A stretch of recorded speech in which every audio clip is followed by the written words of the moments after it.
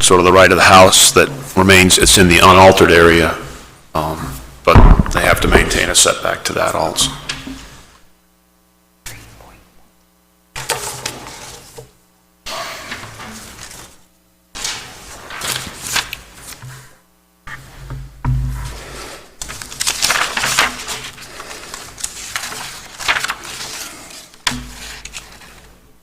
Once again, this will be a tank that's going to have sealed gaskets. Yes, gasketed, sealed, grouted.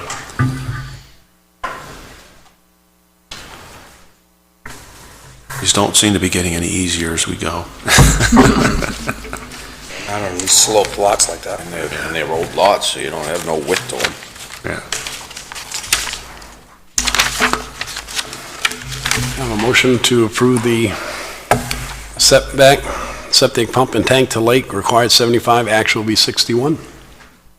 Make a motion, we accept the waiver for Sunset Shore Drive, map 70, lot 7. Second. Motion made and seconded. Any further discussion? All those in favor? Aye. Thank you very much. Thank you, John. Have a good evening. Thank you. I have a motion to recess as the Board of Health and reconvene as the Board of Selectmen. So moved? Motion made and seconded. Any further discussion? All those in favor? Aye. Deliberative session is scheduled for February 4th at 6 p.m. at the Prospect Mountain High School Auditorium. Snow date is February 5th. Town offices will be closed on Monday, February 17th, in honor of President's Day. A public hearing is being held on Wednesday, February 5th, 2020, at 7 p.m. at the New Durham Elementary School. This public hearing is be held by the Environmental Protection Agency regarding the phosphorus concerns at the Powder Mill Fish Hatchery in New Durham. Public input may be submitted to the EPA in writing until February 14th. For EPA contact, info, please contact Alton or New Durham Town Hall. Snow date would be Thursday, February 6th. Also, the Town of Alton's Clerk Tax Collector's Office will be closed on Tuesday, February 11th, presidential primary at St. Catherine's Drexel. Voting is from 7 a.m. to 7 p.m. This time, I open up the floor to public input, limited to 3 minutes per person on agenda items only.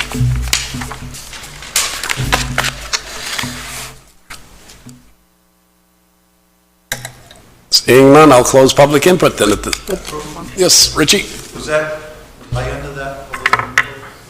You're not on any of the agenda items tonight, no. Oh, I thought it was. No. That's 5 minutes. We got 5 minutes. That was allowed 5 minutes. Yeah, we were. He ain't on the agenda, is he? His request for No, amendment I hasn't was been on the agenda.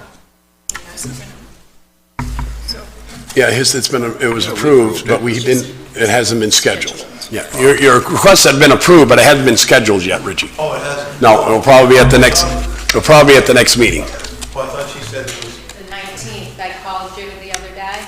yes. Oh, I'm sorry, I misunderstood. I thought it was for tonight. Okay, thank you.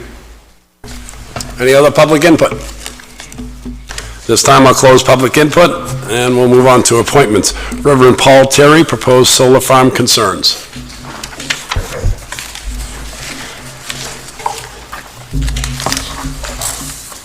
Mr. Chairperson, I have copies for the Secretary, the Town Administrator, and the 5 members of the Board, a copy of the statement that I'll be making. Should I give it to the Secretary? You can pass them right over to Mr. Rochelle if you like. Thank you.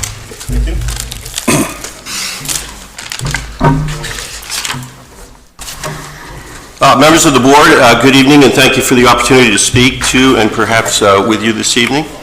As you are no doubt aware, both from my email of November 18th, 2019 to each of you and my application for permission to speak with you tonight, I wish to be heard and to make 2 requests as you reportedly consider drafting and putting forward a warrant article pertaining to the possible erection of a solar generating power array on town-owned land.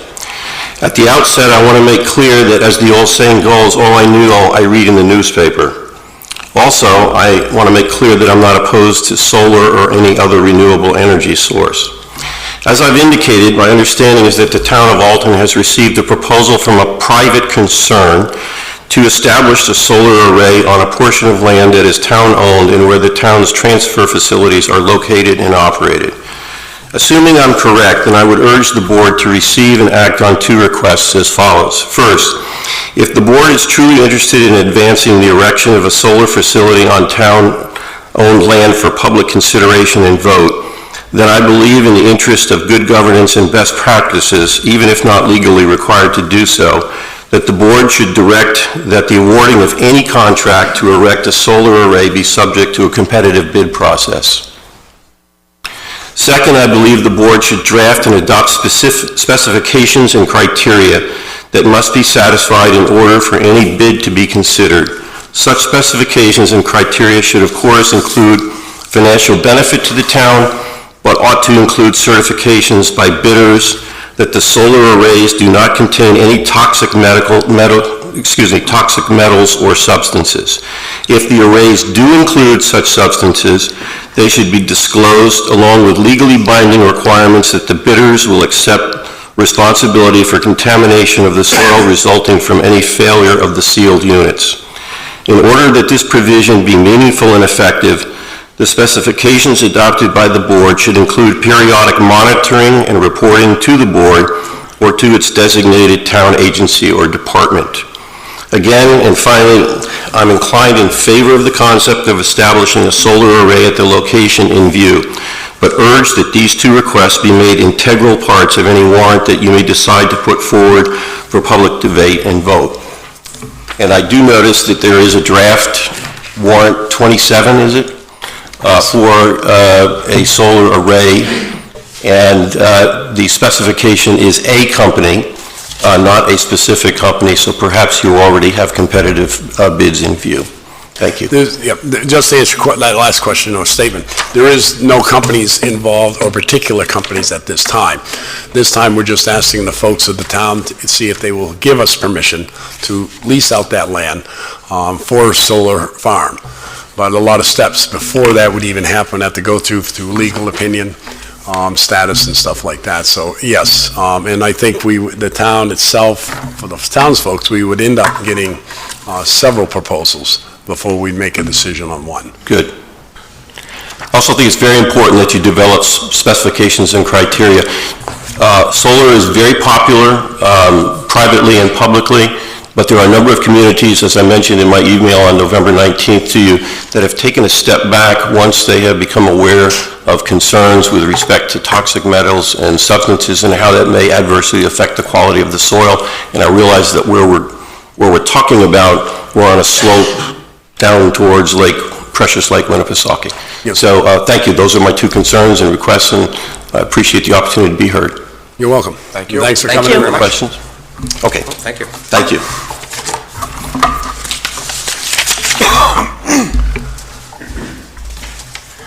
The next appointment we have is with Patricia Torrio of Ridge Road, map 15, lot 15.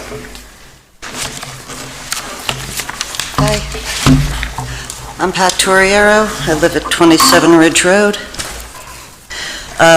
Ridge Road is a private road right off of Chestnut Cove, 6 empty lots, 4 homes. As of this past November 19th, the town took ownership of one of these lots, making the town part of our HOA. As part of the HOA, they're responsible for 1/10 of the plowing costs. That's an RHOA road agreement. Ridge Road and Evans Hill Road are a subdivision. The town has been plowing Evans Hill Road every plowable snow for years. I don't know why, there's no homes on it. It's nothing, it's just a street with a circle at the end. I'm asking the town, being they're plowing half of our subdivision, to plow ours, being you now own half of, or 1/10 of it, a lot on it. You don't go all the way down Hurd, Evans, Who doesn't? town. They plow right down the middle of it to the end, the circle at the end. Don't know why. Okay. And that's half our subdivision where there's no homes.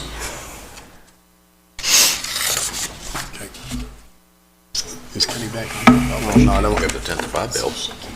Yeah, okay. All the wrong path. So what you're requesting of the town, where they took over the 2 lots for tax deed, that they come in and pay their due rights to plowing the road, is what you're requesting? Well, I'd rather that they just plow it. Well, unfortunately, we just can't plow it. Well, they're plowing half the subdivision already. Well, I understand. For That's why? That's something the Board of Selectmen will have to look into and find out why we're plowing it. They looked into it once before when we brought it up, and they were told, just stop doing that. They said, oh, yeah, we do. Okay? Well, don't. I don't remember 2 years myself ago. personally sitting here. I don't remember that being brought up since I've sat here. But it was something that we will look into. Unfortunately, we end up taking the lots over because of the tax deed. And I don't know where our legal binding sits with that, with plowing that, but we'd have to refer that to town council, get a recommendation from him. Well, before we had a person that didn't want to pay the plowing, and we brought it down here, this is 5 years ago, and the board actually wrote a letter to the person that didn't want to pay and said, pay or else. So the town, they do feel that if you own a lot there, you should be paying into it. Well, that, like I said, 5 years ago, I have no knowledge of. To me, if I was on the board, I would sit there and say, we can't write a letter of that effect. Oh, I We have a don't- copy I of know, it. but we don't have that authority to tell somebody on a private road to plow. He or pay did, for and that. it worked.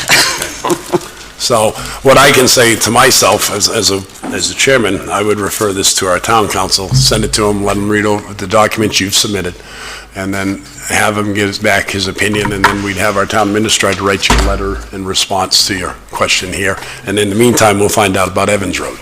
Yeah, well, because otherwise, yeah, we'd have to send a bill, but I just thought it'd be easier if they just, Well, unfortunately, this, just to take up winter maintenance on a road, whether we own lots on it or not, we'd have to hold a public hearing and find out why it's in the town's interest to plow the road. To do winter maintenance, because this would be called the winter maintenance. And then Selectmen voted, I think back in November, no more winter maintenance roads would be accepted, if I'm not mistaken. Correct, that is correct. even if you own a piece of it?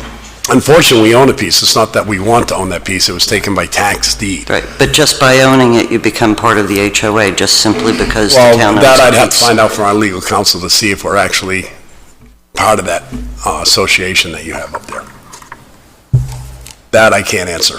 Okay, so what do I do next? Well, what I said, what I'm going to refer to myself would be that we send this over to our town council, have them review it, and have them get back to us, and then the town administrator will give you a written response to your concerns here.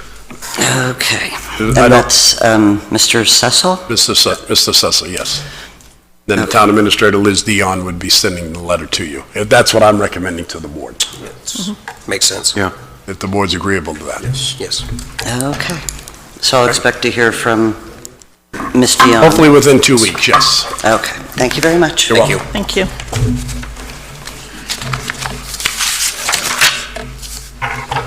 This time, we'll move on to new business, Winter Carnival Special Event Application Use of Town Property. When you folks come up, if you could state your name for the record, please. Right now. People are going out there on foot. None of us are driving out there. Christy Pacho, Chairman for the Alton Business Association. Kelly Sullivan, Vice Chair, Business Association. Jason Gerdari, General Manager of the Lodge at Smith Point.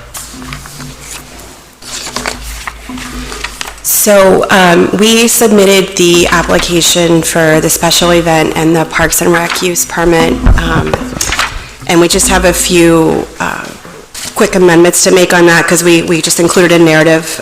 Initially, we weren't anticipating the problems with the ice being unsafe. So our contingency plan last week is we added a narrative, an addition to how we'd like to move part of the carnival into the parking lot.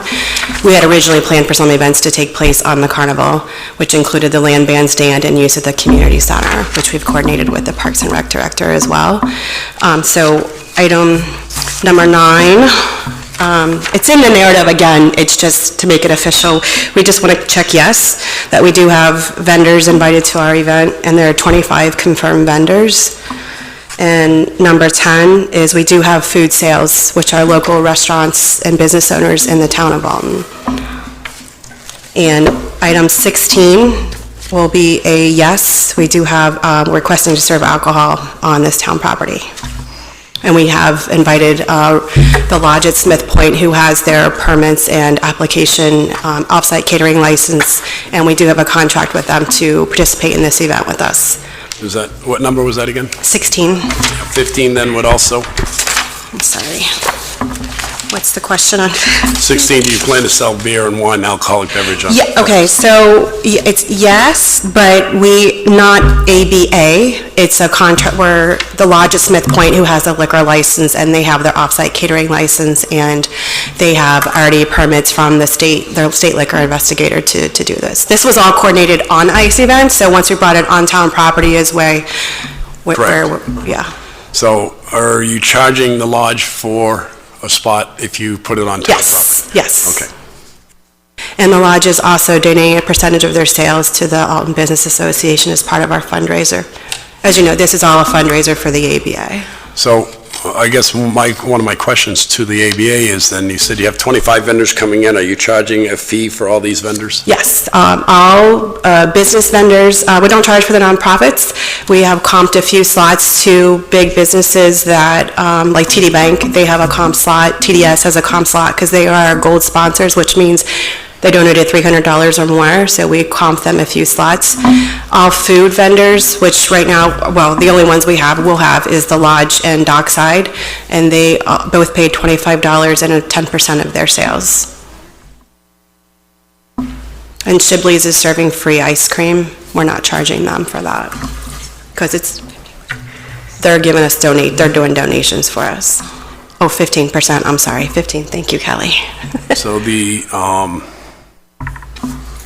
doing the alcohol, is that going to be enclosed area or? Yeah, I would like, I invited Jason to kind of speak on that because that's his liability and responsibility for this event. Will you microphone forward if you could, please? Sure. My name is Jason Grenari. I'm the general manager of the lodge at Smith Point. I've been managing restaurants in New Hampshire for over 15 years. I have a lot of experience with big functions like this. I was the food and beverage manager at Gunstock, so I have a lot of experience with enclosed beer and wine sales. We're strictly only going to do beer at this event, no liquor other than that. We do have our off-site catering license.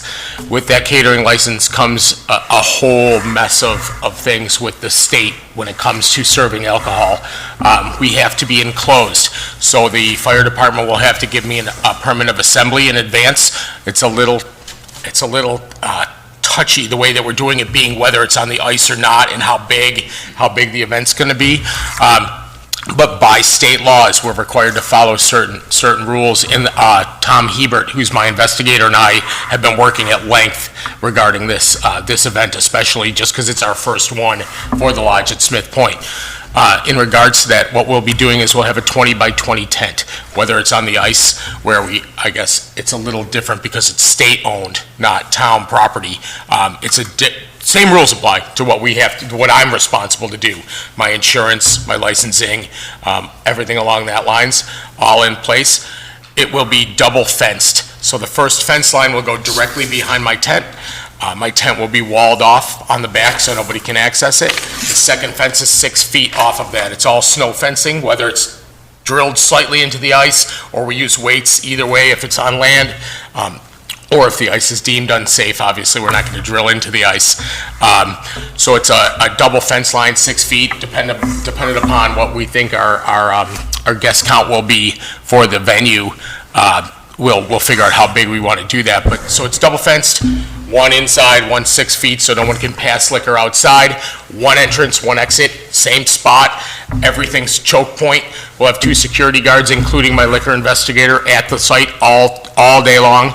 All of my staff is team and MTS trained, which is a state recommendation, not by law and mandatory, but recommended for service of alcohol. That includes all of my staff, all of my management. They're all trained in IDing, knowing how to notice, false identification. We're all trained in serving and noting, any intoxication issues that might be there. We're certainly not going to let anyone in or out with any alcohol from outside or from inside. Along that lines, we're also not going to let anyone in that looks like they've been drinking outside of the event, which I've been at this event many years. everyone's out on the ice drinking anyways, just like ice fishing and everything else. So we're on top of that significantly. I don't want to have any liability because it's my liquor license that's in held for this. So that's kind of how that all runs. Like I said, it is different being, if it's on town property, I understand that, and we want to obviously follow any rules you guys need or any ordinances, police rules, which is why I have my liquor investigator helping me, every step of the way. So anything we can do to ease your mind, you just let me know, providing, I have everything you need, other than the off-site catering license. That will be here tomorrow with Tom Hebert. To me, he just signed off. There's a lot that goes into that. I have to have locked rooms in separate parts of my restaurant in order to lock down beer and wine for an off-site catering versus having it in my restaurant, which is kind of nuts. But, you got to follow whatever the state says, and that's what we're trying to do. So anything we can do to, make it easier for all of you, let me know, and I'm happy to accommodate you with anything you need. Okay. The tent, if it goes on land, how would that be anchored down? Tent will be done with big 50-gallon drums of water. Okay. I won't have to drill. My only concern was if we do have to move it onto land, I'll have to, instead of obviously putting rebar into the concrete, I'll just buy, concrete deck blocks, and I'll just 2x4 and we'll tack it in. Only reason being is because the ordinance for down in the parking lot, nothing can be drilled, put into the paper. Right, absolutely. Oh, no, and I'll make sure that That's it's all removable, absolutely. Does he have to come in and sign an insurance to indemnify the town? I think he probably should, even though it's not in here. I think if you're Well, going it's to... town property. If you're going to approve alcohol on town property, I think everything possible should be done to protect the Right. town. So,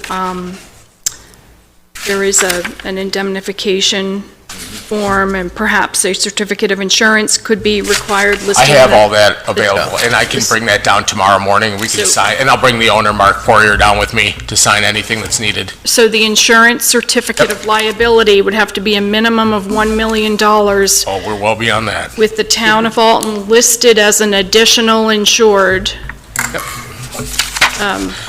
So, do we have any idea when I'll know if, so I can just add you as listed either way? Yeah, being insured, even if it's on the ice, because if it's on the ice, is that a requirement? Null and void. No. Null and void, we're good. I'm not sure how this all works. Being state, town, it's a little different. But we have our insurance coverage and for the event, for any invited participants for us. That's fine. We have an So- umbrella. Hold on. Hey, guys, Liz had something. So the thing that as you know, I look at everything through the eyes of liability. And the ice is no man's land. So, but the town of Alton is presented with a permit. So even if they have this out on the ice and there's alcohol involved and something happens, even though it's no man's land, we could still be sued if something happens. So I think whether they're on the ice, whether the alcohol vendor is on the ice or the alcohol vendor is on land, because there's a permit involved by the town, I think there should be a certificate of insurance that I just mentioned with the town of Alton listed as an additional insured. That's the key, not just on there, but listed as an additional insured. Okay, I understand that. So I guess I'll have to speak with our attorney in regards to what would happen if... I'm going to turn over the Board of Selectmen to have some questions because they started the chat. Nope, I'm good. Sydney? Not a question, more just a comment. This is not a new concept. Right. I mean, No. we have done this in town before. We've had beer tents at the Bay during events. We used to have a block party in out town here. where Keg set up, it shut was traffic down. all, the state has strict regulations about this. It's very common in other towns, if they hold a business after hours, to serve beer and wine. I just don't want to see us make this more than what it is. This is a common practice. As The long only as thing is, the this insurances board, are in play. all not included, Paul wasn't here, but this board said no to the barber shoppers at the community center when they first came back to town, no alcohol on town property. Since I've been here, town has always said no to alcohol on town property. So, we said no in the past because of liability. I think even the town attorney recommended not for it. We've said no, but we've also allowed it too. Well, I've never seen it allowed. I mean, if you remember, Oh, yeah. when Old Home Week first started, we used to have the block parties right There here. there wasn't a shut beer traffic. tent, people would bring in their own alcohol. Just like I they do in remember the back. JCs having Like it. set right at the old IGA, right on the Yep. stairs. I And- can't say I can believe that. You'd have to show me pictures of that. Yep. And- And I recall a beer tent Because day in front right now, I'm not in Sibley's favor during- of it being on town property. And I'm not willing to put the town out there to say, I'll sign on the permit. So I would have to say, no, I'm not comfortable with this. Even with all the insurances No, sir. Nope. in play. No, sir. I think that, I personally, I understand the concern, but I think it's disappointing because we are a town that depends on recreation, on tourism, et cetera. And I realize this is a local event, but, did we hear of any issues up in Meredith? No. Over the weekend? No, and I was up there. As long as this is well-maintained, and understand, they can't leave that tent. I understand. They cannot leave that tent. And I think that it's important that we maintain our integrity, but also keep up with the times. And this is not an unusual request. It's not. You can go to Wolfboro, Concord had their pond hockey 2 weekends ago, it's not an issue. They have market days, 3 days, it's not an issue. I don't want to see us make our town be a town that can't be approachable and friendly and invite in these types of events where people do come from afar, and they do. They come from other towns to come and enjoy these sure events. do. Well, And I'm not saying you can't spend enjoy money. it without beer and wine. I'm not saying that. I'm just saying that I don't want to be known as the dry town that can't allow people to make good decisions. One, we're not a dry town, because you got 3 businesses down there now. No, I that does understand, alcohol but- and- Well, wait a minute, let me finish. I didn't interrupt you. They have 3 businesses. During the winter is their slowest time of the year. So now you have somebody from West Alton that has a business in West Alton, wants to come down and set up right in their back door yard. I have To support me, if I from, was a business person, I would be upset with that. We have Dave spoken to Shibley, local I- Wait a minute, businesses. Okay. I'm talking right now, Okay. okay? I've already talked to one business down there, they're not happy about it. I didn't get to the other 2 because one was closed today, and the other one I didn't get a chance to get into to see. But I was gonna make the comment saying, seems like you gotta have alcohol to have fun. Why all of a sudden is the ABA bringing this in? It used to be a family event. By bringing in the alcohol tent, you're taking the family away from the kids, leaving the kids in the parking lot, going into a beer tent. Just because other towns does it, doesn't mean we have to. This is more turning in more to like a craft fair, because now they're charging for vendor spots. They're making a profit off, the businesses are making a profit off it. We go through this with the Castleberry Fairs. They don't ask for a liquor permit, but they make money off vendor spots. So it used to be the Winter Carnival was nonprofits could come in, sell, never got charged. Everything was by donation except for horse rides and helicopter rides. Horse rides were paid for by usually a sponsor, so the money off the sleigh rides went back to the ABA. I just say, I know I will vote against this. It's up to the rest of you boys if you want to prove it or not. I don't know how the barber shoppers presented their proposal, if they had to go through the same process or not. Obviously, we've gone through, or the lodge has gone through extensive hoops with the state and with insurances to make sure that this is safe. This came about because we were just opening it up to more businesses in town and trying to get more people involved. And this was something the lodge was trying to do anyway. They were getting their off-site liquor license, permit. So they were just starting here, and that's how that came about. It's not like we're all of a sudden turning it into a free-for-all. Obviously, it's a family-friendly event. It just happened to be something that came about. Everybody that's involved is a local, every vendor, food vendor or drink vendor is a local town establishment.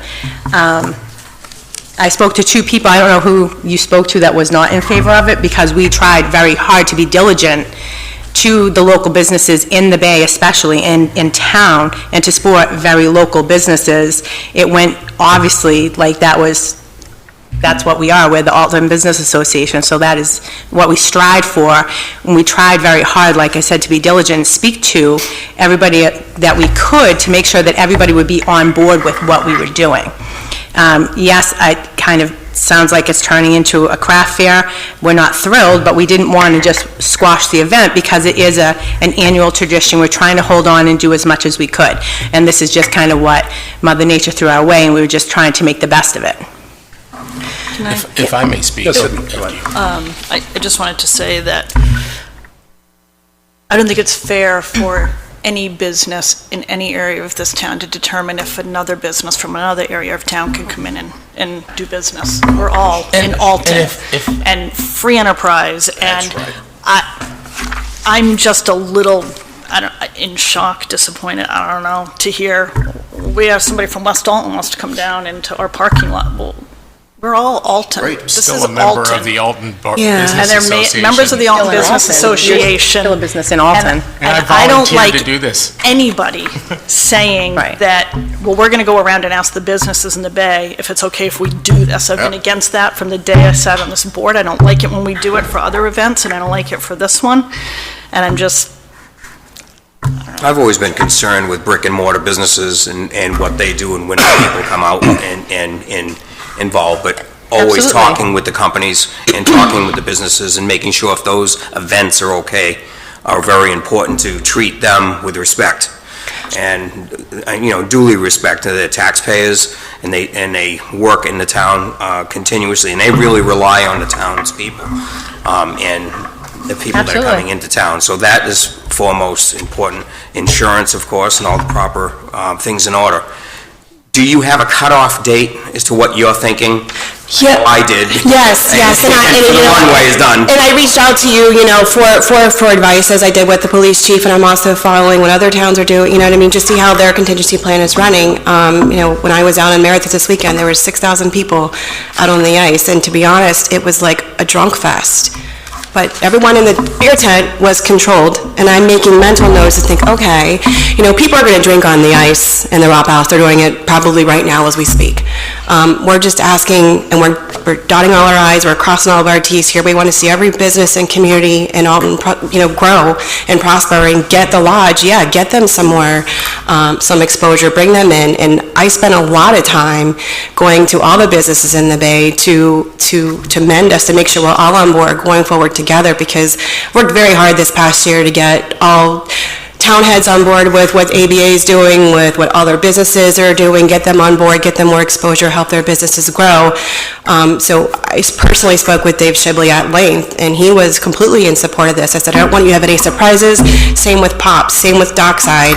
Didn't get to have a personal conversation with Mary, but every single business, JP China, Dockside, Park and Marine, Pops, Shibley's, they're all sponsors and donors.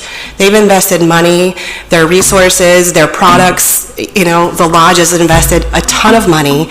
They were all aware. And they're all aware of this, I've spoken with Mary, David Shibley, Stephen Paul. They all know what we're doing. This brings business into them, too. We're all People close. don't just go to you. This is a they small go to all. business. We all have the same regulars. Well, I guess I'll interrupt you all here. I didn't say I was against it to that point of the businesses, but with those businesses in the Bay, without our brick and mortars, they have to pay the taxes down there and the rent they paid, like Shibley's. It was only courtesy that I went and saw them and asked their opinion about this. I'd do that for any business in town, just like yours, sir. If they dropped 3 businesses in your back door yard on the 4th of July weekend, I would come to and ask you. It's only fair to the businesses. I And understand that's why we your concern try to be, 100%. I'm just saying, I'm not for it being on town property. Okay. Well, We're hoping it doesn't have to be, correct? We're hoping well, it can be on. yeah, but That's why I was asking what your cutoff date was. Yeah, our cutoff date, we're looking for the 13th or 14th, and obviously, it's, things change on daily. be all right by So, we're kind of going on the wind. And I just want to speak, Chairman, to your point of charging and it's turning into, we're making money. I mean, we are about making money, and if we want to do more things for our community, I need funds. And if businesses want to throw donations to, towards our organization and what we're doing, then, and we had to start charging because we had so many requests. We don't own the ice, but if we're going to control our event, we capped it to 25 vendors. 20 of them are local Alton businesses, or in the peripheral, our members. We have just 60 members right now. We're growing. We really want to have more of a collaborative working relationship with the town of Alton, with Parks and Rec, with, the police department, fire department, get everybody really more involved and have more of a community spirit in our town. And events like this will help us grow. And serving alcohol, it's just one more thing to maybe encourage people who maybe wouldn't want to go to come down. And we actually this year added a kid warming hut. So I think my goal is to improve events for all ages, not just the kids, the adults. I mean, we're bringing a warming hut into the community center where they're going to have crafts, and we'll have a beer tent outside. People aren't going to leave their kids in there unsupervised while they're drinking. And I honestly, people, like I said, the observations I've had, if liquor's controlled and it's contained, it's responsible versus people on the Bob House drinking liquors in their big gulp cups. I mean, that's my opinion and my observations. I would just like to point out that while we did charge for vendors and things like that this year, that money, we do treat this as our largest fundraiser because it is. And the extra additional monies that we receive, we do put back into the town or into nonprofit organizations. So we had the Festival of Trees this past year for the first time, which we are hoping to make an annual event. The monies we raised on short notice went directly back to the community services in Alton, and that is how we treat the Winter Carnival. We want everybody to come out and have fun. It is a family event. We did charge, but that is so we can put that back into our community.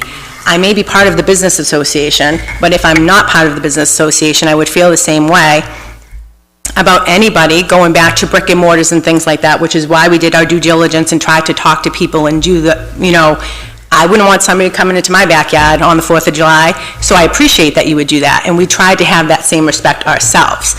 So everything that we have done for this Winter Carnival to try to make it just a little bit bigger and more inviting for more people, we try to be as respectful to everybody that would come or that we would be around as much as possible. And the location is key here. I mean, we're moving it. If it's not safe, we're moving it essentially, however many 500 yards over. We're still not going to attract the same amount of crowd because it loses its off. It's not on the ice, in my opinion, but it's better than we have over $9,000 in sponsors and up to $6,000 now in expenses. I mean, I'd really hate to see this event. Better to have the event than to... Yeah, but we don't, are we going to move this, try and get this moved to ACS or Prospect Mountain? I mean, those aren't viable options. I think we would just lose money at that point. Hey, Rod, you said your bay parking lot and loop was the surrounding bay area.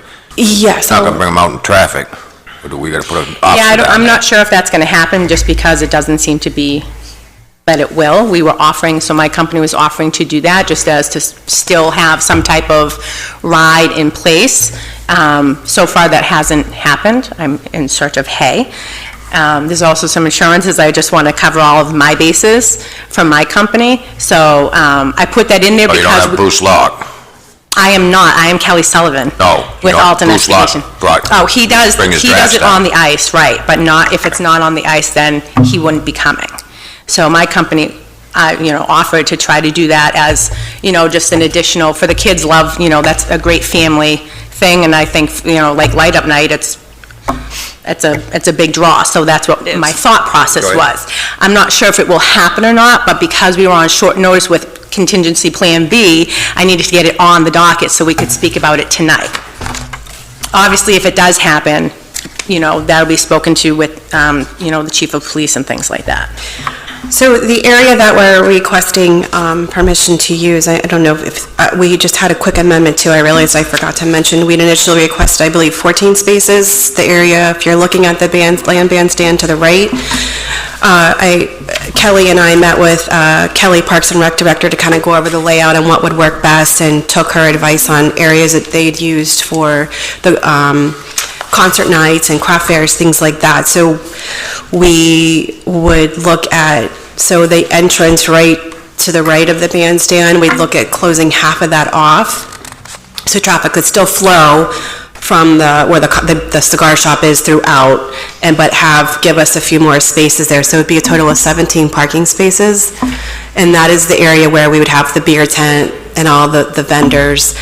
And also, we'd have some vendors set up down by the community center as well. The ice sculpture was going to be on Yeah. the land bandstand you were talking? Yeah, the ice sculpture, if it's on the ice, the request is to have it on the land bandstand so we could have it there, remain as a display for everyone to enjoy, visitors, citizens of Alton as well.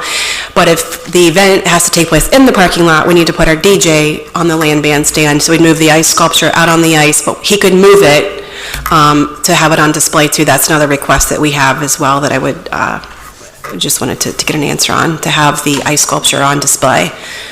Just keep it after the carnival, and it weathers, it just melts essentially, but if it's out of the elements, not directly in the sun, it lasts longer. Most surrounding towns have cool ice sculptures on display, and, it'd be something fun we can have our town residents enjoy. In reference, this is pretty much where we've had it in the past, or anybody that's done it before. Where would the beer tent be in reference to? So, I'll show you. Yeah, I'm just looking down at the parking lot. So across on the street side, so here, it'd be right here. Right here. Okay.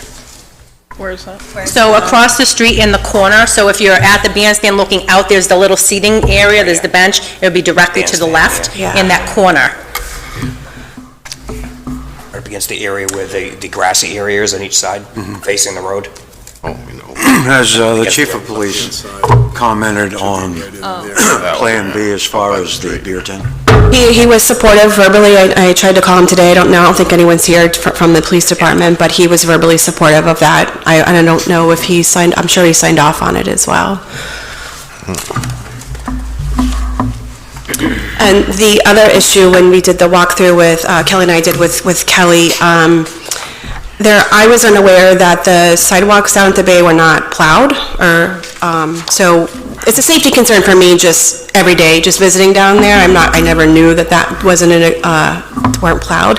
So we were just gonna see if we would be able to have those areas plowed for safety, and then the area in front of the land bandstand be cleared for safety as well.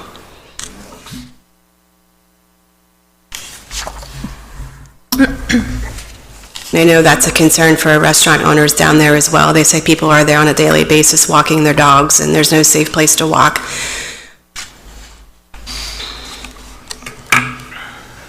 The only problem with doing the walkways in front of the bandstand, they're brick.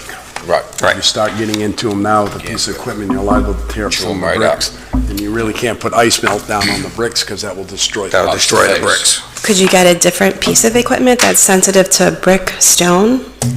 No. There really isn't anything that's sensitive, it'd be hard to put a snow blower in there now, because the snow is so hard, So packed, If it pretty was good. stamped concrete, it would work, but because it's actual brick. So the alternative is people walk on the street, Walk in the in a parking lot? That's why I you're gonna have know, the parking but- lot closed off anyways. See, the town Yeah, docks, not the whole- docks are blocked off, and that's why Right. the trash bins that you see next to Blocked, the land band, those are blocked off, Yeah. except for the one at the ramp. right. Over by the ramp was the only one that was cleared, because a lot of people use that ramp and going up and down, so they can walk Right. to that one. So if it was manually shoveled, That would- we would be, I'm just concerned if if we have the community center and we have events happening at the other end of the parking lot, people are gonna walk through the parking lot, which I'm okay with, but if we have a sidewalk, it's just not clear. I just wanna be prepared. People ask me, why isn't this clear? Every year I've gone down for this thing, the parking lot's full of people. Well, I know. And they're walking everywhere.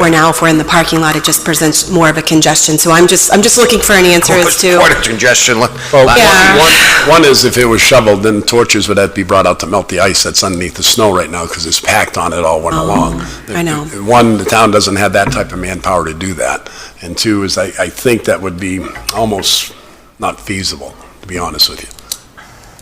Myself personally, who has dealt with winter maintenance and stuff like that. I'm sure, and that's what, yeah. It would be a real tough job. Yeah.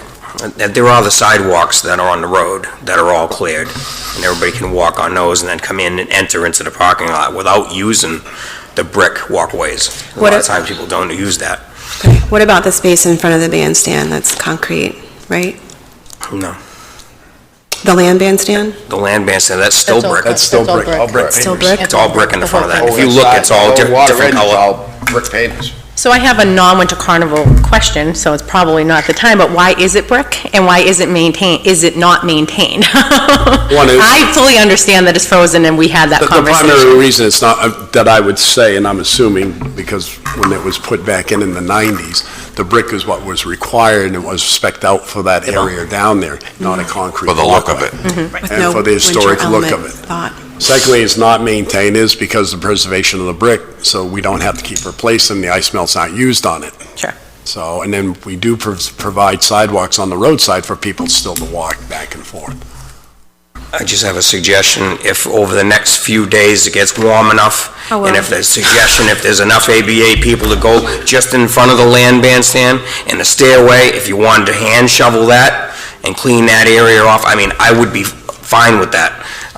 If it's soft enough to be able to actually move, but you can't put any salt on it. You can't put anything on it, because that'll destroy the brick. I was going to volunteer that if we could do that, if the town wasn't able to, for, As long as you're not using any pry bars or chipping, ice chippers or anything like that, because you will disturb the Probably gonna bricks. hit ice down bottom of it. okay. But if it gets cleared off and the sun gets to it, it might soften it up. Sydney, We as don't have any objection to them laying sand on it the day before the event. long as it's sand, no? Yeah, sand. Yeah, I believe, I'm going to check with Kai, but I believe that someone does sand the ramp typically for the winter carnival anyway. 'Cause they bring us trash cans and stuff down and. Yeah, but that's probably got a little salt in it. Yeah, it can't be a Can't have any sand salt. salt mix. It's gotta be Has to be pure. something like a tube sand that's Right. prepackaged. Yeah, Okay. but that might help with the glare ice underneath. So the only other, I mean, obviously, there's a lot of things on the event, but the porta potty, having the banner at the bandstand, and the DJ on the either water bandstand or the land bandstand, depending on where the event takes place. Okay. You folks have any other questions?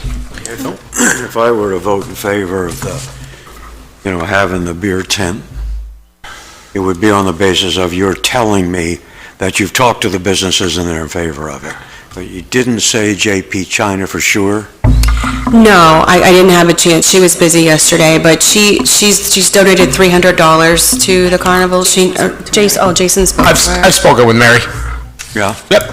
She and I said, we're not trying to step on anyone's toes, we're new, and if you guys were interested and nobody else is interested in doing it or taking that risk, and I am, because I am extremely experienced with events like this. In New York, I'm from upstate New York, I've done hundreds of big events, much bigger than these kind of events, and I've done numerous here, much bigger, including the Beverage Ice Fest. I ran that for Lisa for years. I worked for the Wolfboro Inn. I've worked for Common Man. I did pond hockey last year. I'm very familiar with how these events run. I'm familiar with the insurance issues, the risk, and I've also worked with the towns. Obviously, I have to work with Meredith for pond hockey. I had to work with Guilford and the town of Alton for the biggest one that I think I've done recently is Bike Week. And we finally decided to serve beer at Bike Week about 3 years ago, and I was the one that headed that whole thing up. So, I mean, I understand your concern, Chairman, 100%. And I'm very adamant about my staff not over-serving anyone, ever, including at my restaurant. And I'm also very adamant about being in touch with all the rest of the restaurant owners and business owners in town. And I have very important. I have a viable interest in the lodge at Smith Point, not just because I'm an employee. I can't discuss any more than that at this point, but I mean, I want to be involved in this town. I'm planning on staying here for a significantly long time. So it's just something that I thought was a good idea. When they brought it up to me, I thought I could work on it and see what I could do, and it worked out.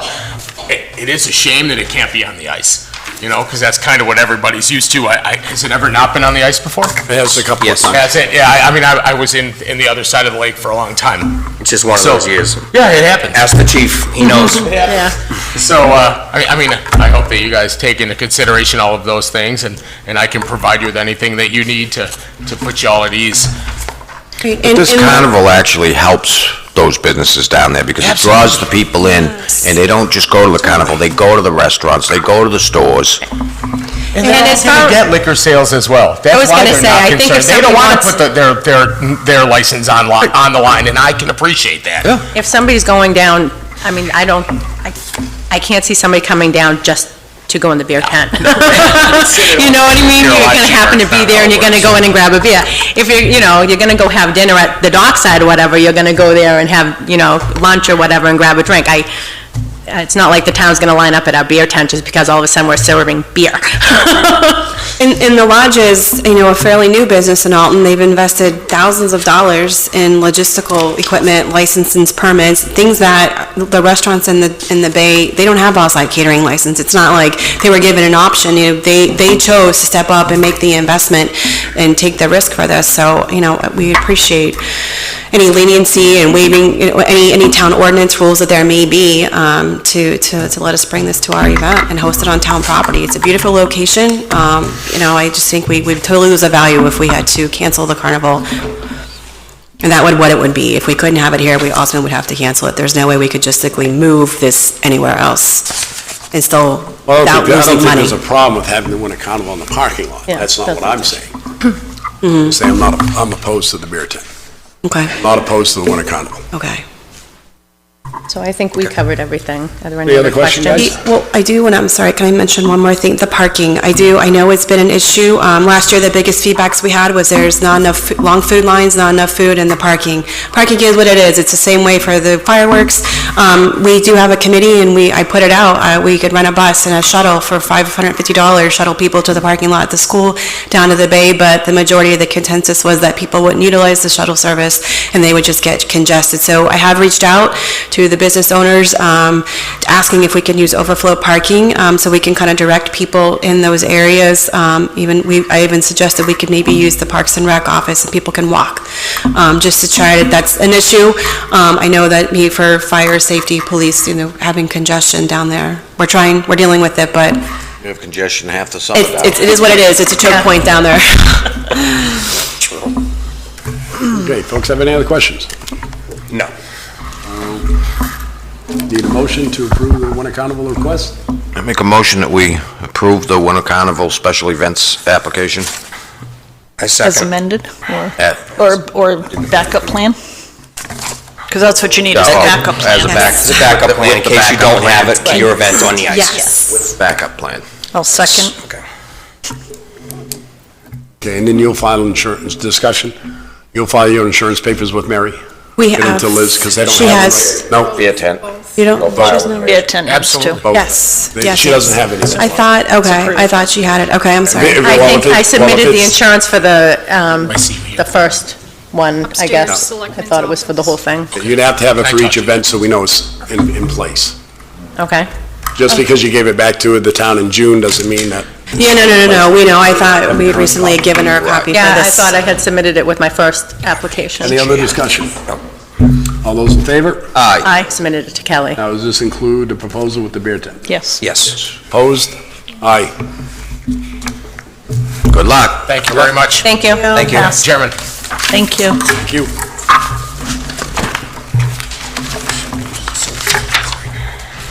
Okay, caterer off-site liquor license, Relentless Restaurant Group LLC, DBA The Lodge at Smith Point. Today, it's gonna be in the upper 30s all the rest of this week. As of Friday, we had It's the liquor license for the lodge to do the catering it down at the Bay. Friday, We have to approve that. Lose that one? So we I do. read it as a, I mean, to walk out there, they might be oh, I thought we just approved it. No, you approved the winter carnival having a beer tent. Now you have to approve the permit for the lodge. Okay. Okay. Make a motion, we approve the permit. And that should have a requirement for the insurance in the motion, Yes, Make a, with the town being named as insured. correct. So moved. That was easy. So Ruben made a motion on that, so Yeah. second by Cindy. girl. Ruben, yeah. I was trying to figure out how to word Discussion. it. New business number 2. All those in favor? Aye. Aye. Opposed? Aye. Retail tobacco license, JP China. Make a motion, we approve the retail tobacco license as presented. I second. Discussion? All those in favor? Aye. Report covers and dedication. Oh, it's after JP China, that's why.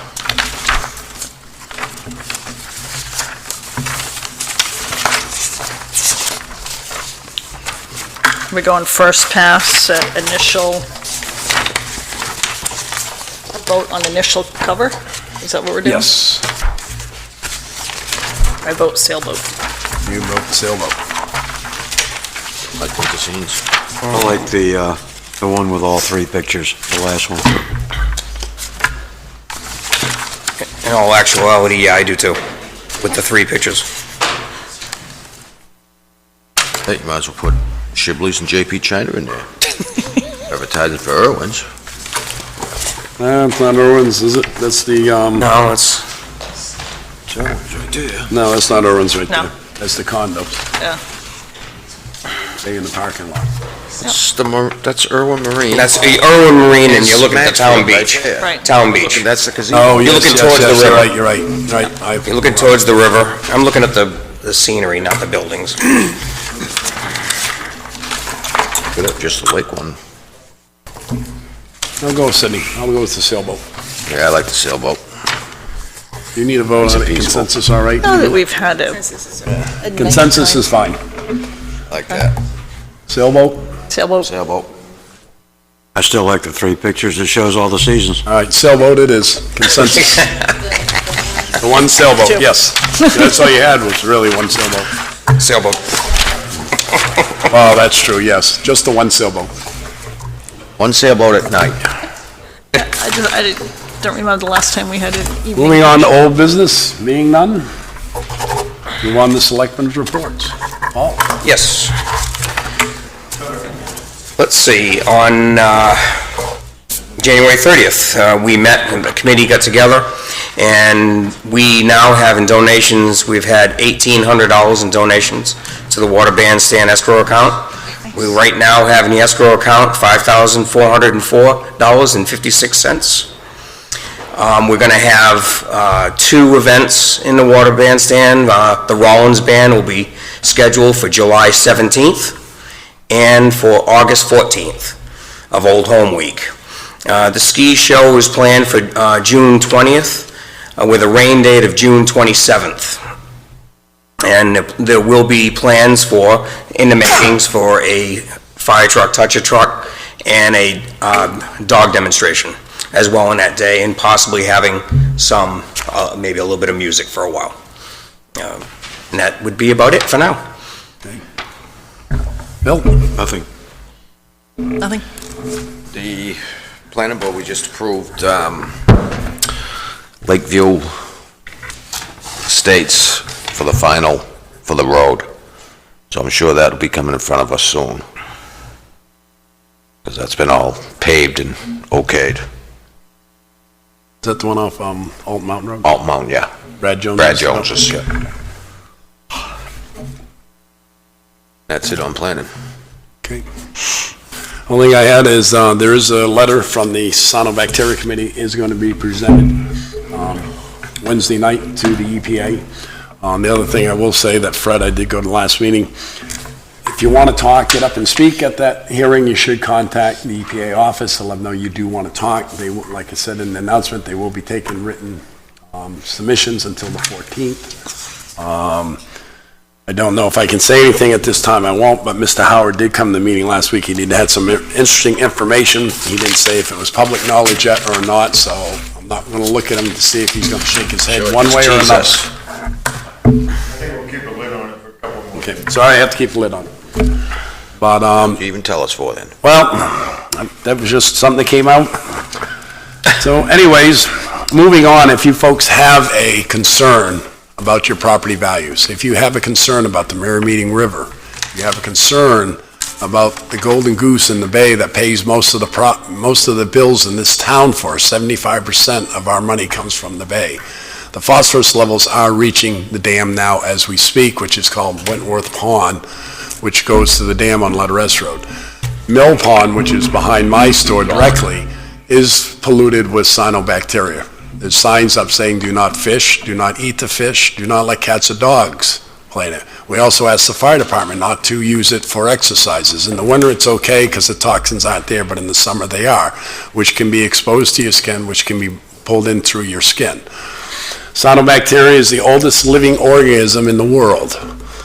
and it takes a perfect storm to create it, and some of you have heard this before, and I'll just mention one more time. Perfect storm is lake level, water levels have to be above 70 degrees. The sunlight has to hit the direct bottom of it.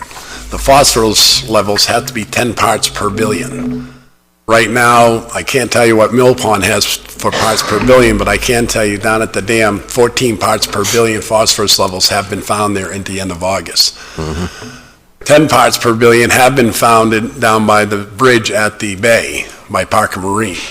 So the phosphorus levels are working their way down. We're not asking to close the fish hatchery, we're just asking to clean up what they pollute. Tomorrow night's, Wednesday night's meeting, you'll find out a lot more information, how many human feces weighs what they're flushing down there. So all I'm saying is you wouldn't flush that out your back door into a brook. Why should we let the state do it? We're only asking the state to fix what they've done, and it would not cost that much. The number looks astounding, but if they would raise the hunting fees and fishing fees, and possibly even boating fees for a period of 10 years, they could pay for that and then have those fees go away. They never go away. At least, well, Never ever. Once the state gets their hands on the money, it never goes away. the state legislature would pass a rule to that effect, and the Fish and Game would, it would automatically have to go away by law. You know we're gonna pay for it anyways. It doesn't matter. Well, we need to pay for it, but it's almost based on a user fee, and I would support something like that. But it's a river that could affect all our values and our properties in this community. And it's gonna if we don't catch up to it. So if you could all turn out for that hearing, it would be great. And Ruben, can I add one thing to that? Sure. I would like this board to have Liz write a letter to the school, Durham School. Now, I talked to them, I came to the board when I talked to the superintendent at the budget committee meeting one night. They said they weren't gonna send the kids down there fishing. And within a week, all the kids are down there, the classes are down there fishing again, the kids are playing in that mill pond. And I think we need to send them a letter from the town with a town heading on it, saying, do not use Mill Pond for your outings. I think that's important, because sooner or later, these kids are gonna get sick from that. Well, the one thing I noticed with the signs that are on Mills Pond, one, there's not enough, and they're not big enough. I said if you... They're not big enough, you can't see them. Like this, And they they're look not like big they enough. belong to the fire department. Yep. They go to the dry hydrant, that's what they look like. So, No, they don't. nope, and I agree with you, I have no problem with that. I think we should send a letter, because you keep seeing the kids down there spring and fall. The teachers are down there with the kids playing, and they're in the water and everything else in Mill Pond. Which school is this? Alton School and the Alton Durham Central School. Prospect Mountain School, and New Durham Take Elementary them School. down there for the science classes and stuff to do different projects and stuff, but they're right in the water and stuff, and they shouldn't be. And that's all I have. So, Town Administrator, I will turn it over to you. Thank you, Mr. Chairman. I have 4 things tonight. The first one has to do with the perambulation of town lines. You'll see this proposed House bill at your seat. The proposal is to do away with the requirement of perambulating the lines every 7 years and leave it up to the selectmen to determine as necessary. Excuse me. And that satellite imagery, GIS, can be used in lieu of that. So I just wanted to give you a heads up on that. 'Cause that's been a discussion here with you. Next item I wanted to talk to you about is rumble strips. So I did have a call last week from Maggie Hassan's office. And it was a lengthy conversation, and they have been in contact with the Washington DC office to explore any possible waivers for the towns. The gentleman that I spoke with, I'm just reading from my notes here, said, you know, as you know, things move slow in government. However, the federal laws do allow for a lot of flexibility and a large amount of leeway with federal safety funds, which is exactly what Ray Howard had told us. So this has been confirmed with Washington, D.C. So what is he suggesting we do, take it to So, court? no, he is suggesting that we start at the state level with proposed legislation on this. There's probably 3 years out. probably very little that the feds can do. If they were to do something, it would be a multi-state effort, and it would take years on the federal level. So these funds are sent to the state from the feds. It's up to the state where they want to use these highway safety funds. We've got confirmation now from Washington DC that they do not have to be used for rumble strips. They can be used for anything else. I'd rather see them use it for Anderson told us sidewalks that. on 28 from the high school, put sidewalks in there so the kids stop getting hit. Right, but you know the battle that the town of Alton is in with the New Hampshire DOT. Right, do we have to put a So- litigation into court to get them so they don't go in August? Or I- July, I- whenever they're gonna do it? I don't have an answer for that, but what this federal official's office is suggesting is that you start on the state level with your representatives to propose legislation. All right, Ray. Better get busy. Listen to it. Yeah. Local legislation may provide more leverage than a blank federal policy. They are looking into it, but the feds give the state the funds to do with sure. it what they want. Right, and So I'm sure we ain't the only state or town that's fighting this. we're not the only town. Yeah. Coincidentally, then I had a meeting on Friday in Guilford that I attended, the Lakes Region Managers Group, and a former state senator was there, and Executive Councilor Mike Cryans was there. And I brought rumble strips up when it was my turn to talk, and I portrayed this information from my discussion with this gentleman from the federal level, and I pointed that out to the Executive Councilor that it's really up to them where they want to use those funds for, so. Well, can we ask our legal counsel if we can somehow stop it court-wise? Get an opinion the from board- them? if the board To would hold it like- up instead of the rumble strips going in when they pave in the spring? If And the everybody board- starts screaming at us again? It's your decision. Want to let it go to the town attorney? I thought we did already, but I think what you're asking is for an injunction. Yeah, if we can stop them from going in when they repaved in the spring. because we've done every other avenue. Sure. Yes. Getting in contact with the state, the DOT, the governor's office. Well, and the governor's office is useless. And our attorney did send a letter to the governor's office a year and a half ago or so. Yep. Whenever, I think it was before your time, Paul, but there are so many letters out there that have been sent from everybody to Concord, and it's not doing any listen. good. Nothing's happening. Everything in Washington DC is being sent back to the state. No one in the state is doing anything. That's why you would have thought Ray would have cut their budget, DOT's budget, making them to listen that way. I mentioned it at the beginning. Can't work alone. The current makeup of the State House I know, isn't for cutting anything. I know. So, yeah, Would you check with the town attorney to see the possibilities of filing an injunction against the state of New Hampshire DOT? we have to do something to stop it. North. Yeah, I will. Thank you. Welcome. Anything else? Yes. Okay. That's quick. You held her up on that one. So the highway manager is requesting a workshop Okay. with you all to discuss 2020 road projects and 2020 equipment. It would be a lengthy discussion, too lengthy for a regular meeting. And would they like to have this before the vote and everything? It's too late for the deliberative session, but We've only got 2 weeks to have a workshop before he's out again. Okay.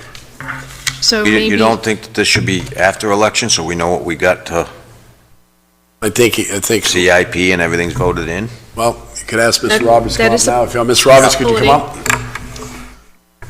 Yeah, see what he...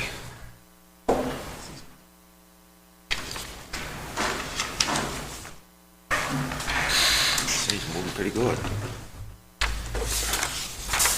Well, for the work session, the thing is some of it's time sensitive.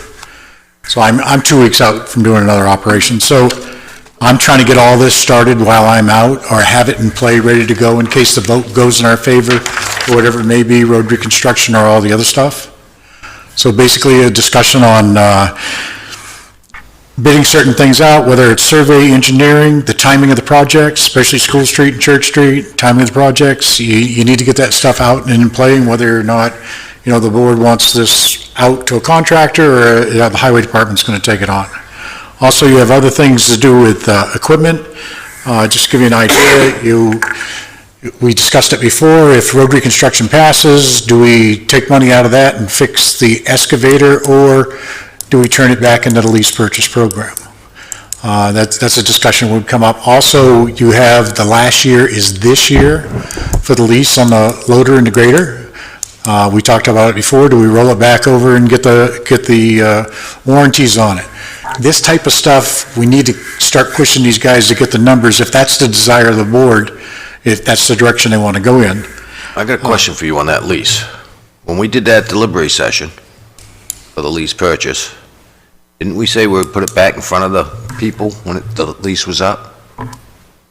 No, and now it's entered by the Board of Selectmen, just like we entered it into the last lease. Yeah, I just wasn't sure if we had said it at the delivery session that we'd bring the lease back. No, we found out that it was a lease purchase because it was in the operating budget. We could enter into a lease purchase again, and that would be part of the discussion that we need to do. Plus, it's part of his line item that he has in his budget now.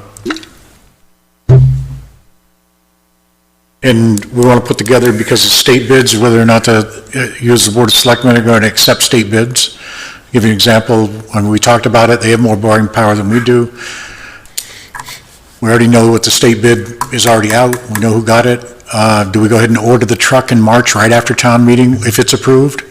I won't be here for it, but I just soon put it right on the order because the last one took us to January to get. The only thing that would go out to bid would be the equipment that's not under a state bid price.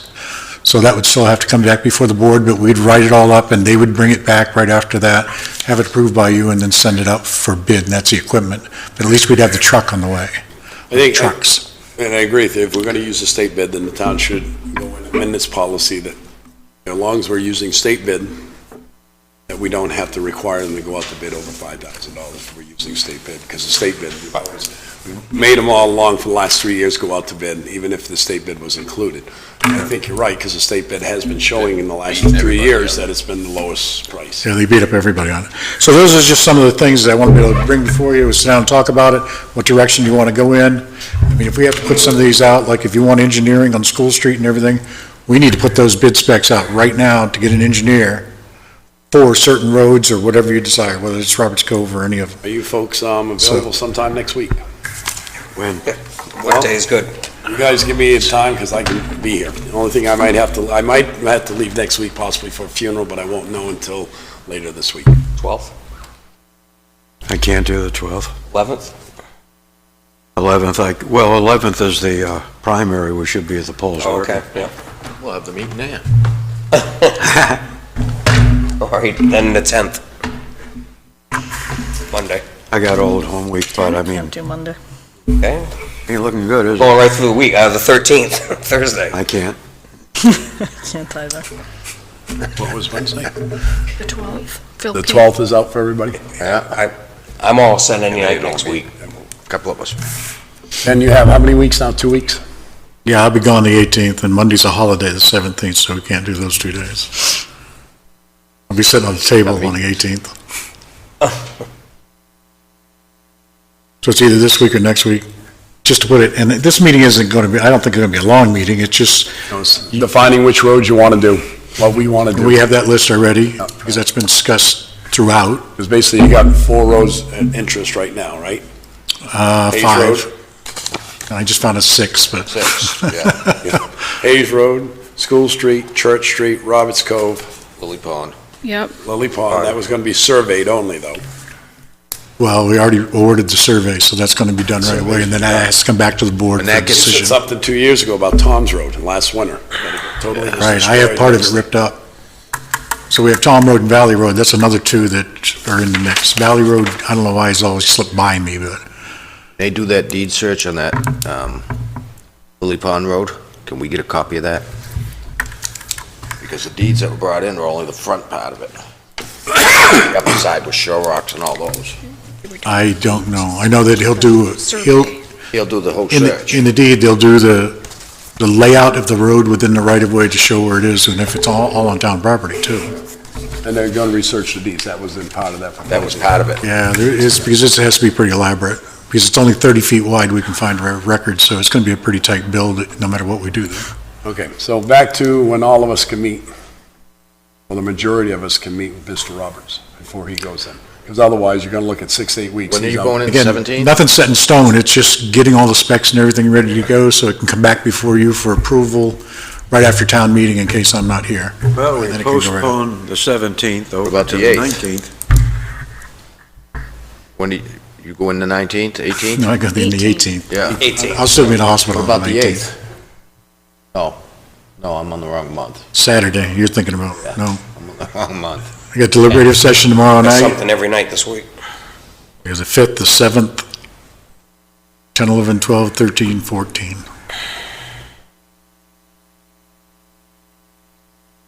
I don't care if we come in on Saturday, it's up to you guys. It isn't up to me. No.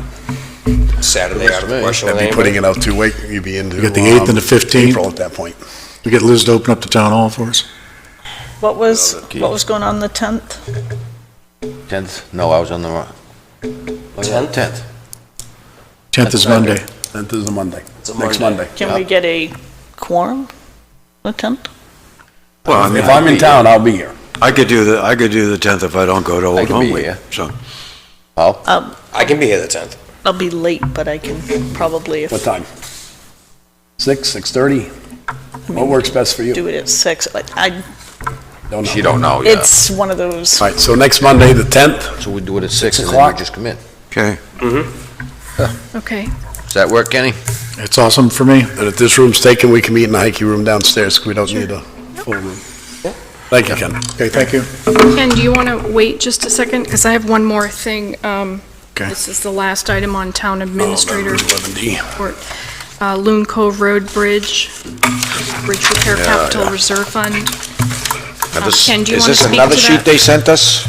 Or did they, No, same that's one we got earlier? earlier. Do you want to speak It to hasn't that, changed Ken? much. Yeah, Loon Cove Bridge, I talked to the state, we've got a bunch of issues going on. One is, they're talking about $1.3 million for an average bridge build now. In 2019, it'll be 1.6. That came directly from the engineer on bridges. We've never paid that much, we've only been always around 600,000 to 700,000. There's two ways to look at it. We can go out, hire an engineer to give us a general estimate of building the bridge ourselves without getting through the Bridge Aid program, which is out to 2019, 20, 30, 32, 33, depending on that. The form that I've given Liz is actually the request form to them to give us an estimate of the bridge over Loon Cove and replacement. We pay an engineer for an estimate, we may get something good or bad, that all can be taken out of road reconstruction anyway, because that's exactly what it's gonna be, so it's, Well, if we can get a grant for it, though, better off to use. you can apply for the grant, somewhere we have else. that. Well, the first portion of that is to apply to the state. They're not doing anything till fall, they're putting nobody else back into it. There's 92 already with applications in that haven't been assigned. And we'd be somewhere after the 92. And that's just to come back to you, to the Board of Selectmen, and see what the estimate is gonna be for to rebuilding that bridge. And then whether or not we apply after that would be the question mark. So there's Hope it quite a few holds up. different options. Well, what if we went back to the state and say, well, you put this back in 1969, you installed this bridge, you didn't do as good a job as you did on Route 11 by putting a header around it. Say, at this time, we would request that the state bridge crew come in and fix that, what they. Well, that's a good request, but it probably isn't gonna work very well. That's a good request, but when they gave it to town hall, we I own will it. put it into them. It's not the only arch culvert that we own, too. No, but this was put in 1969, 1968, when they Right. redid Route 11. And on the opposite side of this, they did a nice stone head header. wall all the way around it to protect that culvert. Make it look pretty. And on our side, that they wanted to give back to the town after They they opened left that it. road, they kind of did a lousy job. Yep. So, That's where you see it all coming apart. Actually, what's happening is it's rotting at the bottom. Yeah. The galvanized culvert itself is starting to rot off, and it's being done at the water line because the lake gets drawn down every year, it's like anything, it's right at the water line up and down. Yeah, you get And water. we have another one, but it's high on a head wall, and that's the one on Drew Hill. If you look back behind the other one, it's not as bad, it's in good shape. The water level goes up and down, but it's, none of the water can get in behind it either. So But you got 30% below water line, a foot below water line with quarter-inch. I mean, I don't know how they do with that, Ruben, I don't know about that request, I don't think it would go very far. Put it in, say we you got give one us of our a state grant. reps there, That's right. he can help us out with it. They're still worried about the bridge in the bay. So I mean, that will be a costly endeavor. Yeah, and then Yeah. fix that. Yeah, if we don't get the grant, we and don't again, fix it. it's 8 feet out of the water. I couldn't measure the water depth. There was ice there, so I don't know how deep it is. It's not in the report that way. I asked the engineer when I talked to him, I said, don't you think it's a little overbuilt? By far. 8 feet out of the water, that means Ruben's house floats through it when the water That's- comes. Actually, though, Part of it was actually, so though, they could bring I can boats tell you, in. the water level can come up 2 feet from within the top. From the On- top on of that? On the culvert, yes. I've never seen it, no kidding. Yeah. Route Is that 11 when the side dam can broke? almost be fully enclosed when that water comes up off the mountain, because it comes off the mountain. You got 2 bricks feeding into that. Yep. So what do we need That's the reason So, for it. regarding this? so the reason I brought this up was because Ken was wondering if someone wanted to make an amendment tomorrow night at deliberative session about the bridge repair capital reserve fund to increase the dollar amount so that we would have the 20% of the project, because that's what we need. Bridge fund. 125,000. I think we got 5,000 going in this year, or 10,000. 135. So what's your total amount in that bridge fund right now? I'm sorry. 125, I think we Yeah. just checked. It was 125. 125. That's not going to cover $1.3 million. No. And he says that's the average of all bridges today. That's the average of all bridges. This is more of a culvert than it is a bridge. Now they're all bridges. It's 11-foot span. It's over 8 feet tall. It's a bridge. Anything over 10 feet or better is considered a You're also bridge. not pouring headers and wing walls and everything else, yes? So you're not replacing in kind what's there now, you're gonna They go to. probably something won't completely allow it replaced. to happen again that way. There isn't a bridge that we've rebuilt that is any type of galvanized involved. It's all concrete. What is 20% of 1.3 million, Sydney? Well, it's 200,000 on $1 million. 230,000. Okay, all right, 230,000, okay, Right. You got 125 in. right. I look at it this way, if you amend it, I wouldn't amend it for the whole thing, but we have to amend it someplace along the line, because if, we're not even going to get an answer back from them until fall. Because here's So in what's the happening. following year's meeting, we would have to raise the rest of the money to just get the program. I'd at least recommend raising 150,000. That would give you 275, Get it up on, yeah. and that would still leave you 45,000 left in the bridge account instead of bringing it down to zero. Yeah. That would leave you a contingency of roughly $45,000 in case you needed it. And again, we'll know it from the estimate. And that doesn't mean something else is going to be realistic between now and then, too, so. Well, maybe they can take some of that safety money from DOT and give it to us instead of rumble There you strips. go. That would Oh, be right, we got a place for it. Right, so, so it's just being thrown out to you, so if one of you wants to make a motion to amend that at deliberative, that now you know what it's for. Put me down for it, I'll make the motion. Yeah, who was speaking for it? Mr. Roberts gonna be there tomorrow night? No, Oh, no. yes, I am. He wouldn't miss Mr. Roberts that. can be there tomorrow night after I make the motion, seconded, and we'll get up and have discussion. The important thing about doing this at some point is because when you apply, the standard rule is you're supposed to have your 20% before you even apply, because sometimes the list can go rather quickly. You're put at the bottom of the list, and when you get up to the top and it's your turn and you don't have the 20%, you are put back down to the bottom of the list. don't have your And you have 20%. another 10 years to wait as you go up the list.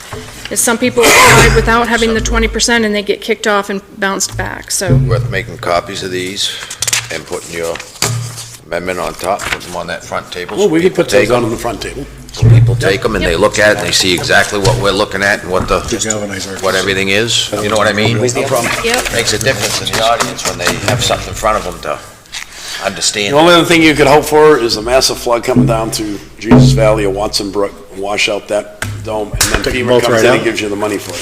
Then it's Yeah, easy get all to from fix. Then it's easy to fix. You go to that circle up there and you doze a road right up onto 11. Then you're done. And you're actually talking about That's the best way, even when you bid this thing out, is that Leave you it out. close the road, ask the state for a temporary entrance and exit off the cul-de-sac. That way you get it a whole lot cheaper than trying to do a bypass right there at that bridge. But anyway, that's future. Thank you, Ken. Thank you. Thank you. That's all I have. Anything else, ma'am? That is it for the town administrator's report.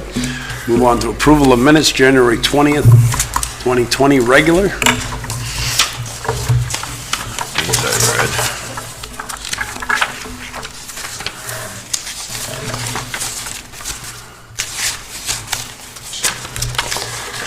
I had gone through this.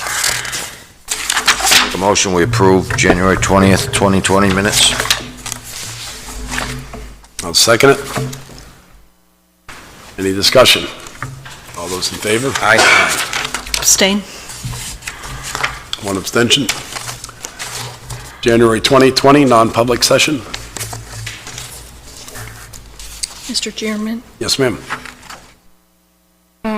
I recommend that you release number 3, and the other 3 remain not divulged. Make a motion to approve the non-public session minutes of January 2020, not divulging only number 3. I'll second. Any discussion? All those in favor? Aye. Abstain?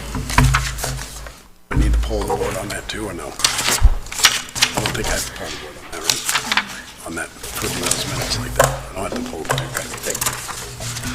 All right, this time, take a motion to approve the consent agenda. So moved? Second.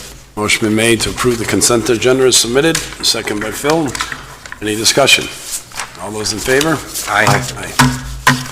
This time, I'll open up floor to public input, limited to 5 minutes per person on any governmental town business.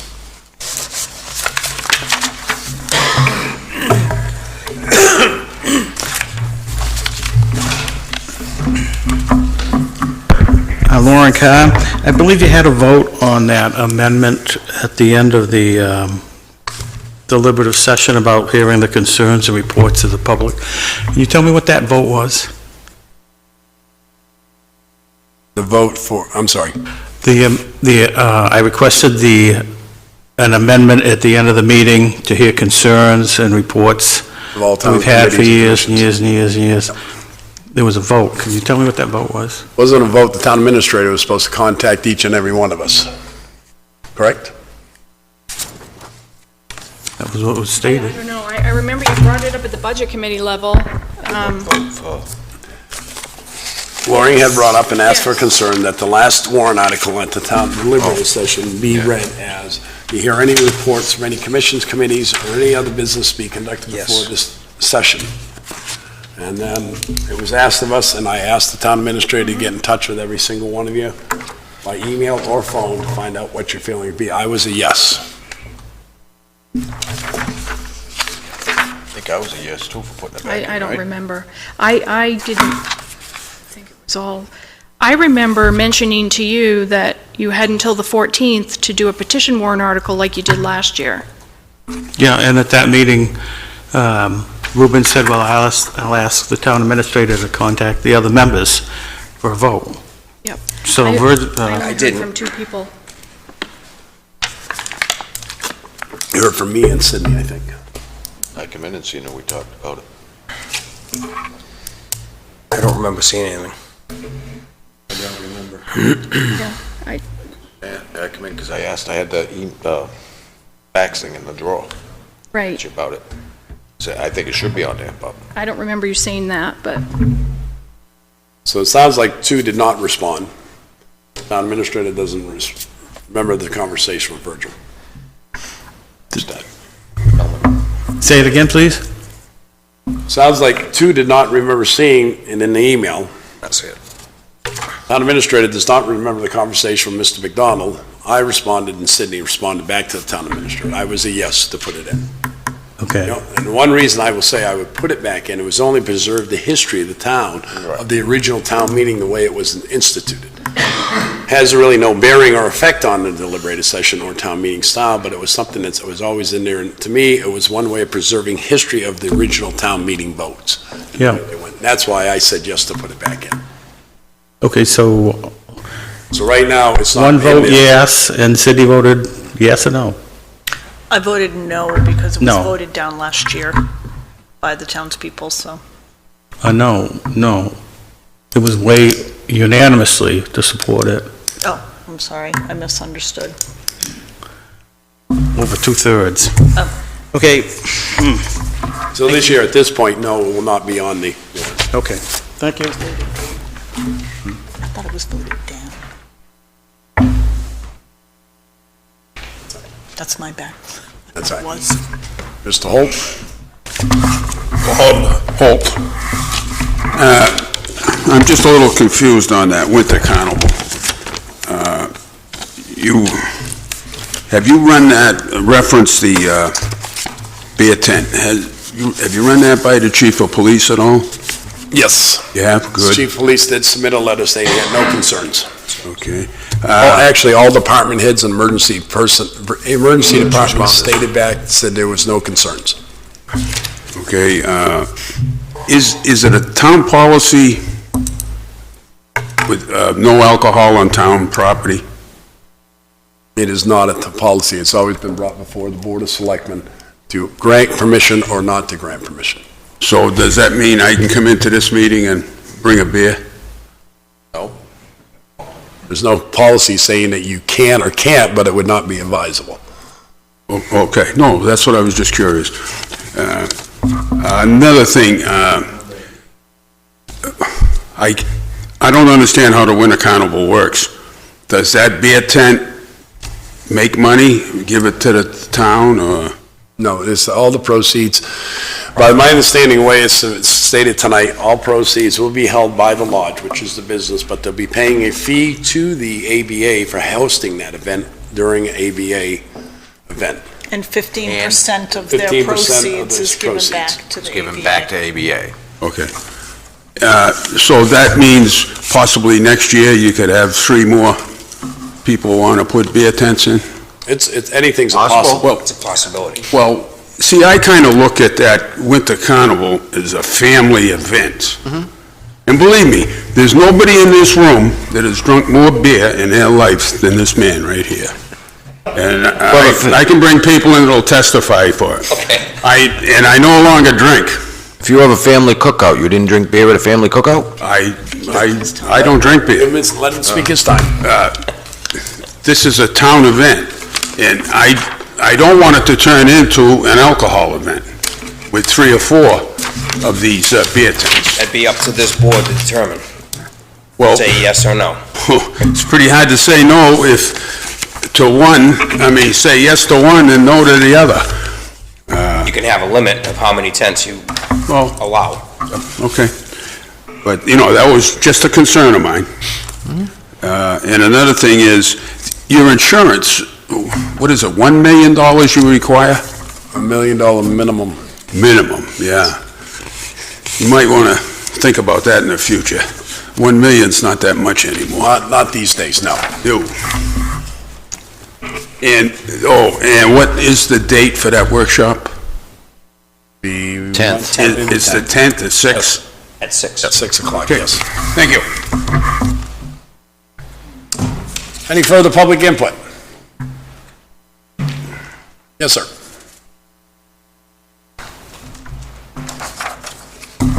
Good evening, Richard Shea from Roberts Cove Road. I'm looking for a little education, perhaps. I have a selfish interest in seeing Roberts Cove Road repaired or redone. And I looked at some of the town budget information, and it appears as though there's something like $900 and some odd thousand in there right now for highway maintenance and reconstruction. Yes, sir. And I watched one of the town meetings, or one of the Board of Selectmen meetings here from December. And there was quite a bit of discussion about road repairs and road redoings and road maintenance schedules and costs. And but I couldn't really follow whether there actually is a plan with dates and prices, or whether that's still in the preliminary stage. But I did hear one thing that alarmed me. I think the highway superintendent mentioned that the work on Roberts Cove was so extensive that it could take as much as 8 years to complete it, which causes me some degree of concern. I hear tonight that you're going to have a workshop to discuss further probably that same issue, and I wonder if that workshop will be open to the public. Yes, sir. Hopefully it will. And beyond that, as a private citizen with an interest, is there anything further that I should or could be doing to increase the chances that that work be done in the near future? Well, the only other thing is somebody could get up on town meeting floor, deliberative session, and raise that amount from 950 up to 1.5 million if you wanted to, whether it pass. We have other roads that have to be done. Roberts Cove Road, we've heard that it's passed. The last time it was done, I think it was done in 3 phases, if I'm not mistaken, Ken. So basically, it was a 3-year project. Up to 3 years. And the roads we're looking at this year, I believe Ken just stated, was Church Street, School Street. We have Hayes Road, which was approved last year to be paved by the residents of the town, which we didn't pave last year because no money was approved. There's Tom Road, there's Valley Road, he stated. So there's 5 roads that'll be in discussion next week, possibly where to spend them, if the money is approved, where to spend it. Right now, if I remember right, 2 weeks ago, there was $525,000 left in the capital reserve fund at that point. So if the 950 is approved, there'll be 1.4 million available. But a top coat, I believe, has to be done on one of the roads, Mr. Roberts, or did they get done this summer? All done. So no top coating would have to be done. So there'll be some monies available depending on how much it costs for each road and what road this Board of Selectmen decide deem most necessary to be done. Which ones are in the worst shape? Okay. And we do, there's the other thing, the water department does have plans on replacing the mains on Church Street and School Street this summer. So that would be a good time when the road's all ripped up, possibly to get those back in. It's hard to say. But Monday night's meeting would be open to the public. I don't know if public input will be on the agenda that night. I'll have to ask the board if they'd like to have it at the end of the meeting. Very good. Thank you very much. I appreciate the information. Thank you. This is, I know normally at our work sessions, we do not have public input, but this is an issue that people are concerned with. Would you mind if there's a public input at the end of the meeting? At the end? At the end of the meeting. We can have one at the first 2. I would think that, well, I would vote for it to be in the beginning, because I think people are going to want to hear, having some input. Beginning and end. 2? Yeah. Fine. Yeah, I'm We have 2 public inputs posted on that workshop agenda, please. Sure. Thank you. Any other public input? Being no further public input, I'll close public input at this time. We do have a non-public, I'm sorry. I'm sorry, I just wanted to make a statement. So I apologize, I completely misunderstood and was thinking that warrant article was voted down last year. I'm happy to stand up and do a written amendment tomorrow night at deliberative.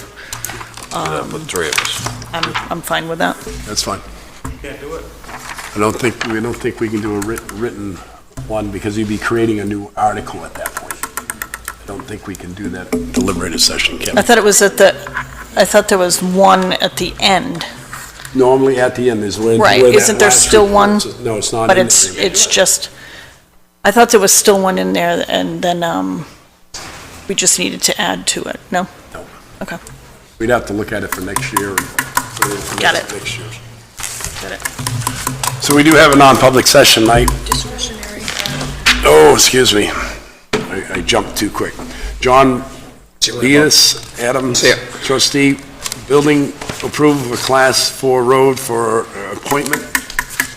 Class 6. Class 6 road. So he's asked a request to come and see us about building on a Class 6 road at our next meeting of the week, our next meeting after. Sydney? I have a question. Yes, ma'am. If the planning board already approved this, why do they need to come before us? Because we have to give approval to build on a Class 6 road. The planning board can't. We can only approve to say it's okay that the road's already built. Correct. fixed, and, because that's the trail for Gunstock up there. Yep, got it. And the Forest Society fixed the road all the way up to All the way where up in the guy there. is. Okay. Put in a half-acre parking lot. Yeah, no, that's fine. Okay, So Yes. consensus of the board is to approve the appointment? yes.